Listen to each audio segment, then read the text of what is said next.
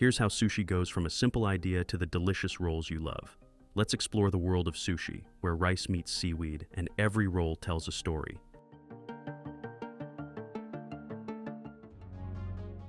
The first step in making sushi rolls involves getting the pots ready. This means ensuring that the pots used for cooking rice are clean and properly set up. Once the pots are ready, the next step is to soak the rice. Sushi rice needs to be soaked to achieve the right texture and stickiness. Soaking the rice allows it to absorb moisture, which helps it cook evenly.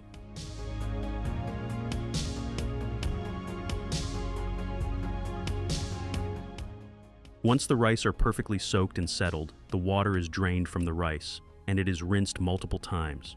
Rinsing the rice is to remove excess starch.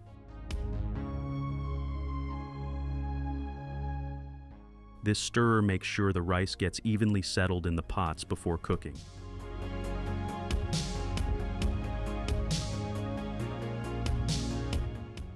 With the pots prepared, the soaked rice is ready to be cooked, so they are placed on the stoves. Cooking sushi rice requires careful attention to timing and temperature.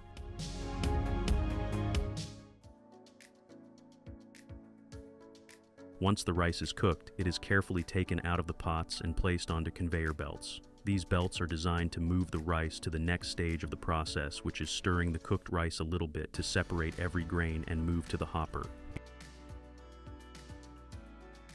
Let's watch preparing the rest of the ingredients to make thousands of perfect rolls of sushi.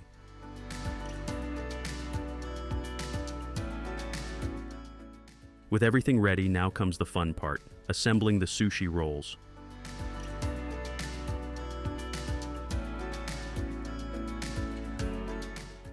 The machines spread the seasoned rice onto the conveyor belt, while the workers place the meats and veggies on top of the rice as it moves on a conveyor belt.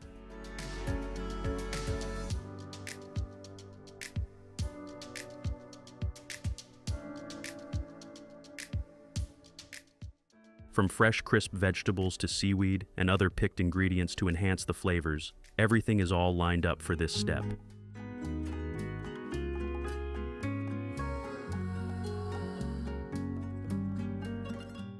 The precise placement of these ingredients is crucial for ensuring that every sushi roll has a balanced flavor and texture. Thanks to the labor that finally made it possible to allow me to show you these beautiful scenes. Finally, the rice and filling are rolled up to make the delicious sushi rolls.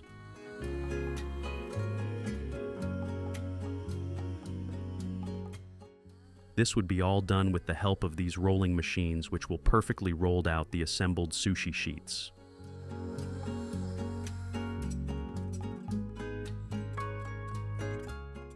Just look at those enormous sushi rolls. Aren't they mouth-watering? This one was a billion times satisfactory adventure that I'm never gonna forget. The workers now cover the sushi rolls with the seaweed sheets and feed the sushi rolls into the machine that slices the big rolls into bite-sized pieces.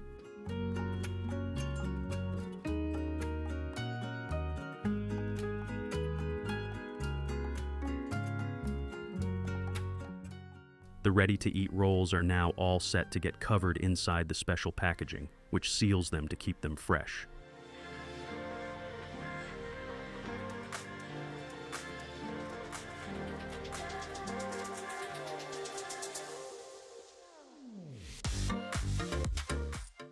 Now let's set off on a tasty journey of the production of your favorite snack, kimbap. Workers carefully add a mix of spicy sauces to the freshly cooked rice.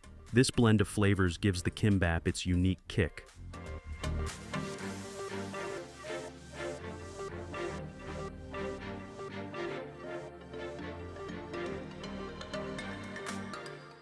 The rice is stirred with precision to make sure every grain is coated with that zesty, spicy goodness.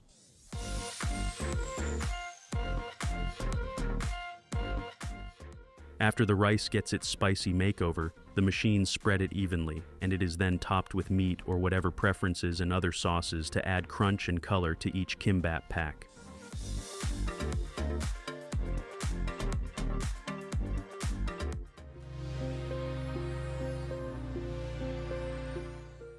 Each piece is carefully cut to make sure it's just the right size for a perfect bite. The neatly cut kimbap pieces are placed into individual packs.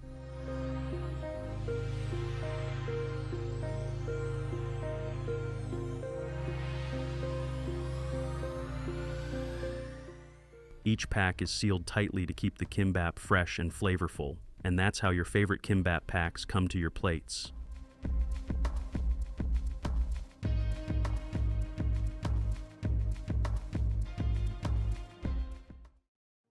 Over 300 million tennis balls are used in games and tournaments around the world. Let's see how rubber is transformed into the iconic green balls. It all starts with the raw materials. To make a tennis ball, the factory needs rubber and felt. Rubber gives the ball its bounce, while felt provides the texture and color. Big rolls of rubber are the foundation of every tennis ball. This rubber is mixed with special ingredients to make it strong and bouncy. Once we have our rubber pieces ready, we need to shape them into tennis balls. To do this, they use metal molds that are designed to give the rubber its spherical shape. These people are so smart, they have first shaped the rubber into a sheet with molds, which will later be cut into smaller chunks. By placing the mold rubber sheet into that amazing machine, they're able to cut the ball halves to easily heat and make them sturdy. One more important thing, they're going to do some finishing by grinding the ball halves to make sure they are even before putting some stiffened glue to secure the halves and make a perfect ball.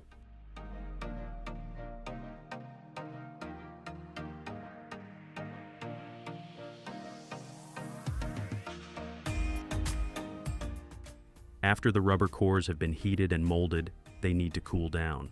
This step is crucial because it solidifies the rubber and ensures it keeps its shape.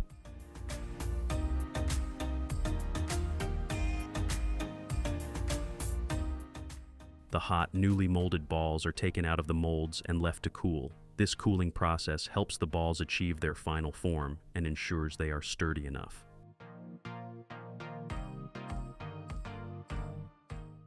The balls are ready for their felt cover.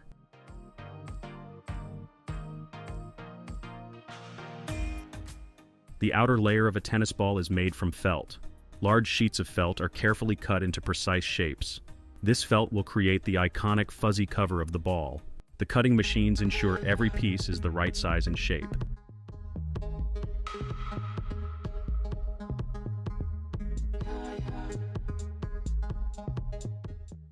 The adhesive used must be strong enough to hold the felt in place during intense play while remaining flexible to avoid affecting the ball's bounce.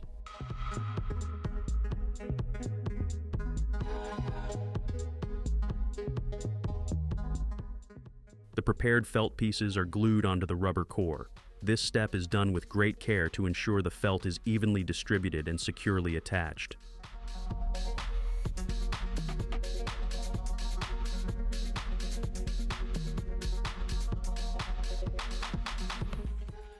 These machines are used to stiffen the green wrap onto the balls firmly, so they make sure your tennis balls are worth buying.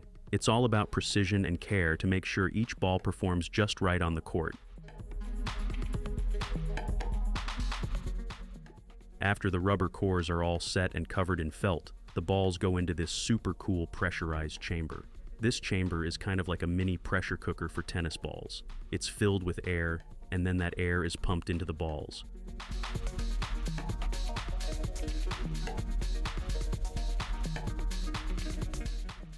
Without this pressurization, the balls wouldn't bounce correctly. They'd be too flat or too stiff. Basically, it's all about getting that perfect bounce so the balls play just like they're supposed to. Once the balls are pumped up to their ideal pressure, they're sealed in these airtight containers.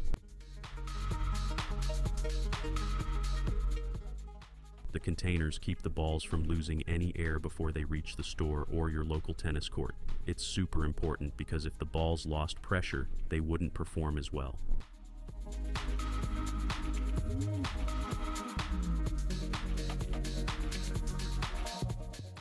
Each step is essential to create a tennis ball that's durable, bouncy, and ready for the game.